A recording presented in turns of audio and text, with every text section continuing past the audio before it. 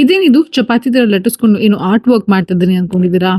ಮಕ್ಕಳಿಗೆ ವೆಜಿಟಬಲ್ಸ್ ತಿನ್ಸ್ಬೇಕು ಅಂದ್ರೆ ಕ್ರಿಯೇಟಿವ್ ಆಗಿ ಥಿಂಕ್ ಮಾಡ್ಬೇಕಾಗತ್ತೆ. ಮತ್ತೆ ಡಿಫ್ರೆಂಟ್ ಆಗಿ ಆರ್ಟ್ ವರ್ಕ್ ಕೂಡ ಮಾಡ್ಬೇಕಾಗತ್ತೆ.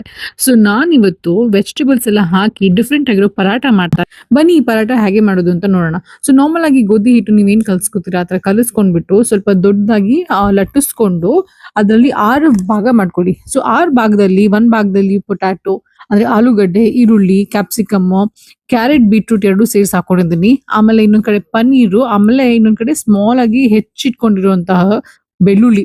ಬೇಕಾದ್ರೆ ಸ್ವಲ್ಪ ಉಪ್ಪು ಉದುರಿಸ್ಕೊಡಿ. ಇಲ್ಲಾಂದ್ರೆ ಮಧ್ಯದಲ್ಲಿ ಉಪ್ಪು, ಅಚ್ಕಾರದ ಪುಡಿ ಮತ್ತೆ ತುಪ್ಪ ಹಾಕೊಂಡು ಚೆನ್ನಾಗಿ ಕಲಿಸ್ಕೊಂಡು ಫೋಲ್ಡ್ ಮಾಡಿ ಮೇಲೆ ಸ್ವಲ್ಪ ಎಳ್ಳು ಮತ್ತೆ ಕೊತ್ತಂಬರಿ ಸೊಪ್ಪು ಉದುರಿಸ್ಕೊಂಡು ಪರಾಟ ರೀತಿ ಅಥವಾ ಚಪಾತಿ ರೀತಿ ನಾವೇನ್ ಲಟ್ಟಿಸ್ತೀವಿ ಆ ತರ ಲಟ್ಟಿಸ್ಕೊಂಡ್ರೆ ಈ ಪರಾಟ ರೆಡಿ. ಸೊ ಸ್ವಲ್ಪ ಮೆಲ್ಲಗೆ ಲಟ್ಟಿಸ್ಕೋಬೇಕು, ಯಾಕಂದ್ರೆ ಇದು ವೆಜಿಟೇಬಲ್ಸ್ ಎಲ್ಲ ಆಚೆ ಬರೋ ಚಾನ್ಸಸ್ ಇರುತ್ತೆ. ಸೊ ನೀವು ಸ್ವಲ್ಪ ಜಾಸ್ತಿನೇ ಗೋಧಿ ಹಿಟ್ಟು ಹಾಕೊಂಡು ಲಟ್ಟಿಸ್ಕೊಳ್ಳಿ.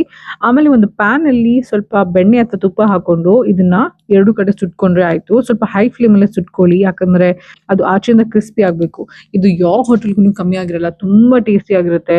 ಮಕ್ಕಳಂತೂ ಎಂಜಾಯ್ ಮಾಡ್ಕೊಂಡು ತಿಂತಾರೆ. ಸೊ ನಾನು ನಿಮ್ಗೆ ನೆಕ್ಸ್ಟ್ ವಿಡಿಯೋದಲ್ಲಿ ಸಿಗ್ತೀನಿ. Thank you, bye.